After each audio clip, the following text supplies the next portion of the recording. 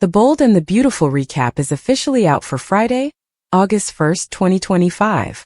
In today's episode, Ridge Forrester pursues Brooke Logan.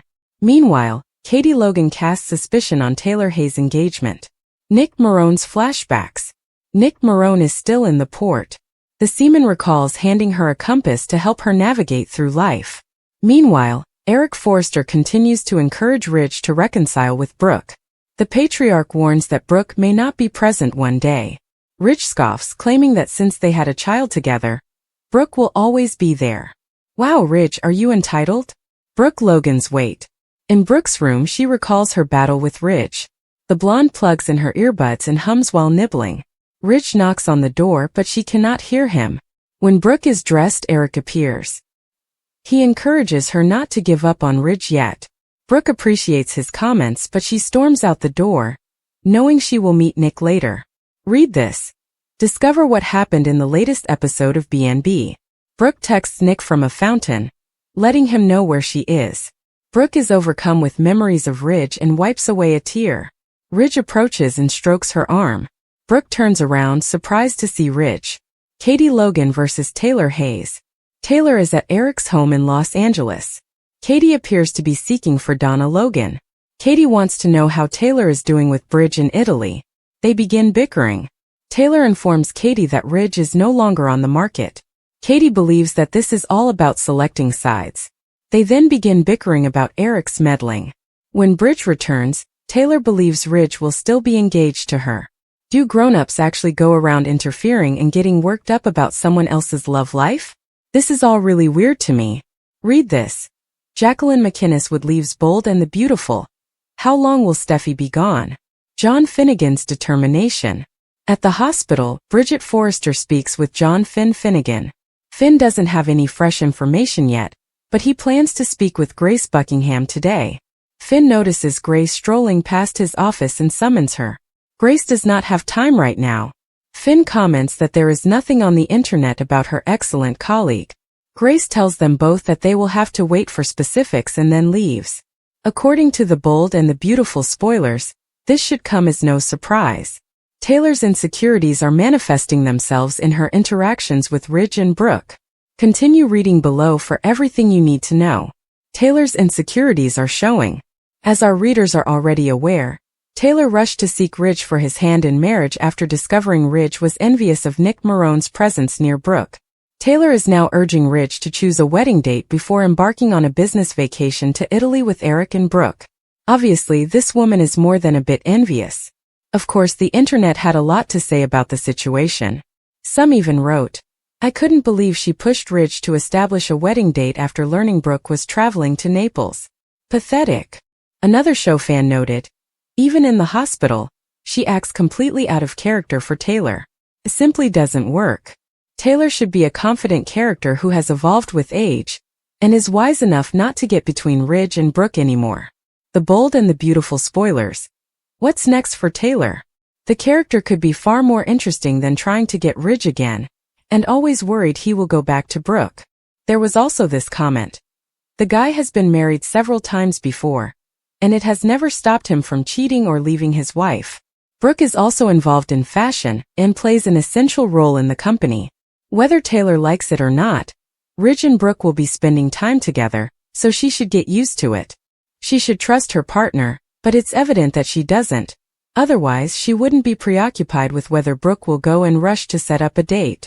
The Bold and the Beautiful airs weekdays on CBS. Check the local listings for times. She's a woman who is always on fire, right? Of course, we're talking about Brooke Logan from The Bold and the Beautiful.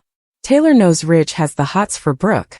Taylor Hayes stated to Donna Logan on the most recent episode of the show that she believes her husband Ridge Forrester still has feelings for Brooke, her love rival. That's a bold statement, especially given that Brooke and Ridge are set to embark on a business trip to Italy while Taylor remains behind. You never know what might happen in Naples or under hotel bed linens, right?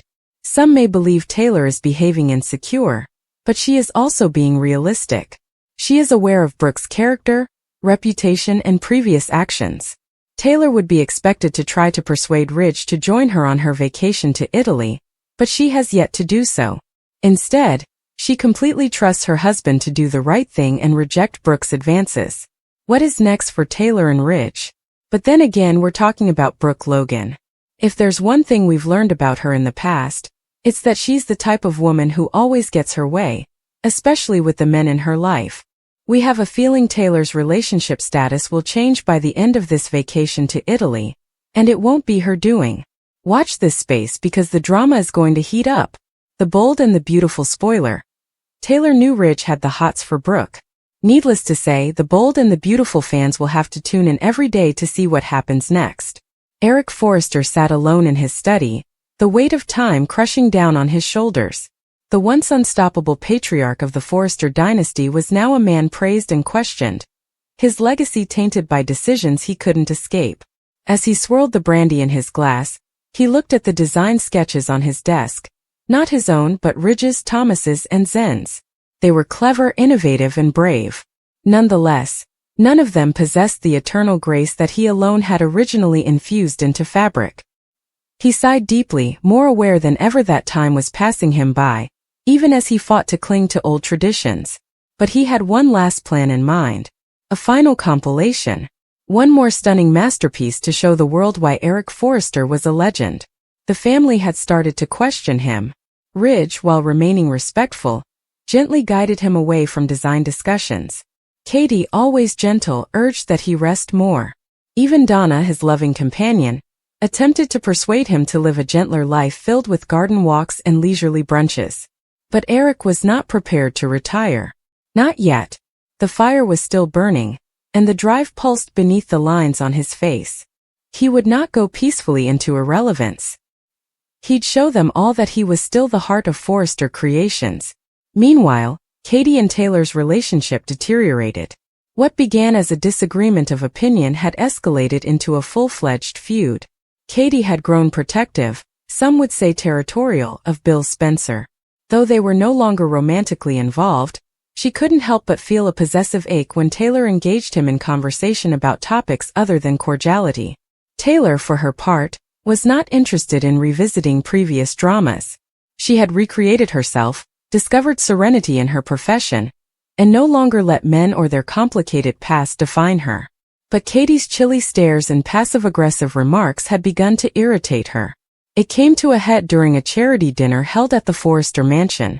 Guests were conversing beneath chandeliers and sipping champagne, completely unaware of the quiet tempest brewing between two poised, powerful ladies near the back of the ballroom. Katie's grin was thin, and her words were laced with a polished sweetness that stings. Taylor, never one to back down, ultimately responded with her own dose of truth, without of artifice. What began as veiled insults quickly escalated into a philosophical battle over who deserved to advocate for the moral high ground, who had changed the most, and who still clutched to previous sins like trophies or wounded. The eyes turned. Ridge, standing nearby, noticed the ferocity of the exchange but remained anchored, unsure whether to act or let them resolve their differences. Ridge was already distracted. His heart was not in the ballroom. It was elsewhere. He was drawn to a woman whose name echoed in his mind like a haunting symphony. Brooke. He had assured himself and others that it was ended, that their love story had come to its logical conclusion. However, even the best-intentioned lies can unravel, and his was starting to fray. The fact was straightforward, inconvenient, and persistent. He still loved her. Brooke had been quiet recently, less involved in the whirlwind of family and business strife. She had retreated, not in defeat but with clarity. For once, she wasn't racing after Ridge or defending herself against Taylor's charges. She remained calm, reflective, and somehow more radiant than ever. Her strength no longer stemmed from being someone's muse or competition, but from within. Ridge was taken aback and drawn in by the transformation. He recognized that the lady he had loved his entire life was not the one standing by his side in constant battle, but the one who had found peace without him. So, as the event progressed and the music intensified, Ridge made a decision. He crept out of the crowd and into the night, approaching her. His automobile rushed along the Pacific Coast Highway, the water reflecting moonlight like spilled silver. He did not call. He did not text. He just arrived, heart in hand. Brooke opened the door silently. She was not startled to see him. She was always confident that he will return. However, this time she did not go to embrace him. She did not cry, shout, or ask him what he wanted. She simply stood there, calm and confident, waiting for him to speak. Rich struggled. The words came slowly, apologies, uncertainty, and longing. He informed her that everything felt incomplete without her, and that life had lost its color in her absence. Brooke listened, her gaze soft and distant. She informed him she was tired of circular love, of winning a competition between egos and regrets. She had discovered serenity, and she wasn't sure she wanted to take the chance again. Not even for him. Rich stood there, shocked. For once, the power dynamic had shifted, which humbled him. He pleaded for time, a chance to prove his uniqueness. Brooke did not say yes. She did not say nay. She merely murmured, "We'll see," before closing the door gently. Finn's world was shifting in other ways. His prior trauma, the gunshot, the lies, and the manipulations, continued to haunt him in his daily life. But it wasn't his grief that drove him anymore. It was Steffi. His wife is his anchor. She had recently been restless, tormented by the constant presence of Sheila Carter. No matter how many times they tried to cut the connection, it reconnected like ivy through gaps in a wall. Finn was desperate to protect her and his children from the upheaval that Sheila constantly caused. But determination alone wasn't sufficient. He needed a plan. He began working with police in secret, gathering every shred of evidence, tracing Sheila's travels, and attempting to build a case that would finally guarantee her incarceration, permanent and irreparable. Steffi was unaware of the depth of his efforts. He wanted it that way. She had enough to worry about with the kids, the business, and the occasional squabbles between Ridge and Thomas. Finn bore the burden quietly and tirelessly, with the determination of a man on a mission. Late one night, after Steffi had fallen asleep with Kelly next to her, Finn sat alone in the kitchen, glancing at the images he had collected. Sheila is seen with a man in Vegas. Her name was used to establish a shell corporation. Phone records linked to burner numbers used in numerous states. Every element presented a picture of a lady who refused to stop unless forced to. Finn wasn't simply defending his family. He was preparing for war. And he wouldn't lose. Back at Forrester Creations, Eric was discreetly forming a team. He avoided the corporate hierarchy, instead meeting with interns, junior designers, and even an old tailor who had previously sewed clothes for Stephanie. He wants to create something pure, uncompromised. His health, however, was deteriorating faster than anyone realized. The trembling in his hands and coughing bouts were effectively hidden, but not completely. Donna suspected, of course. She eyed him like a hawk, love and dread clashing in her eyes. But Eric, ever proud, brushed her aside gently. "Let me do this," he said quietly one night, caressing her cheek. "Let me leave something behind." The deadline neared. Fashion Week in Milan. Eric refused to sit it out. He spent everything into the collection, sketching till his fingers ached, working alongside seamstresses, and testing fabrics with the precision of a genuine artist. Word started to circulate. First murmurs. Then there was enthusiasm. Eric Forrester was back to his creative ways. And not just anything, his final work. The final work of a genius. Katie, despite her disagreement with Taylor, was moved by Eric's tenacity. She offered her assistance, logistics, press connections, and surprisingly, Taylor agreed. Despite their differences, they both recognized greatness when they saw it. And in Eric, they witnessed a guy doing something rare and sacred, saying goodbye without saying anything. Nobody blinked when the lights dimmed in Milan and the runway show began. Nobody whispered. Each model carried more than just a dress. They carried a memory, a message, and a goodbye. The materials shone like recollections. The cuts conveyed stories. And when the final piece, a flowing golden gown reminiscent of Eric's very first creation, graced the catwalk, the audience rose in unison. Eric sat calmly backstage and closed his eyes. He could hear the applause and feel the affection, but most importantly, he felt at peace.